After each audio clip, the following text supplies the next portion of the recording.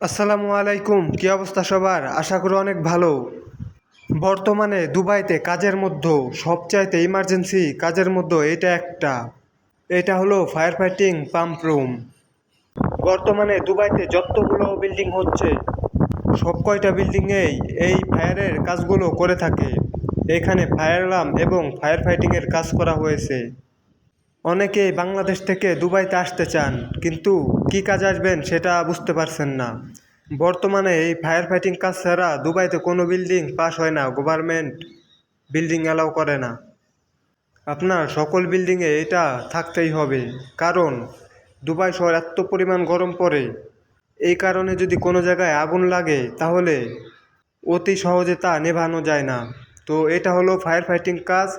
এটার মাধ্যমে যদি কোনো জায়গা আগুন লেগে থাকে তা অটোমেটিকভাবে নিভে যাবে, এমন একটা সিস্টেম। তো আপনারা এই কাজে আসতে পারেন। বাংলাদেশে অনেক কোম্পানি থেকে এই কাজের জন্য ইন্টারভিউ নিতে যায়। তো দুবাইতে সর্বোচ্চ বড় একটা company NAFCO company, fire fighting company NAFCO. আপনারা চাইলে গুগলেও সার্চ দিয়ে দেখতে পারেন বা ইউটিউবেও আরও অন্য কারো ভিডিও দেখতে পারেন। তো এই নাফকো কোম্পানিতে আপনারা চাইলে ইন্টারভিউ দিতে পারেন। মাঝে মধ্যে বাংলাদেশে যায়। গত 1 বছর আগেও বাংলাদেশ থেকে প্রায় 300-400 লোক আনছে এই নাফকো কোম্পানিতে এই কাজে। তো এই কাজে যে আসবেন, তো এই কাজের বেতন কেমন? তো আপনি যদি অ্যাসিস্ট্যান্ট পাইপ ফিটার হিসেবে আসেন, অর্থাৎ হেল্পার, তাহলে আপনার বেতন হবে 1100 দিরহাম।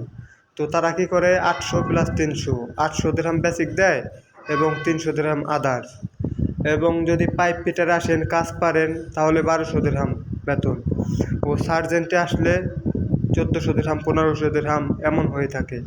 তো আপনাদের কি কি জানা থাকতে হবে? আপনাদের মিটারটা জানা থাকতে হবে, সেন্টিমিটার, মিলিমিটার এবং ইঞ্চি।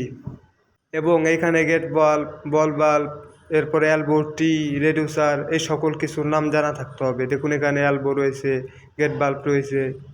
তো ইন্টারভিউতে আপনাদেরকে এইগুলা জিজ্ঞাসা করবে, এটা কি, আগে কাজ করার অভিজ্ঞতা আছে কি না। তো আপনারা যদি কাজ জানা থাকে আসতে পারেন।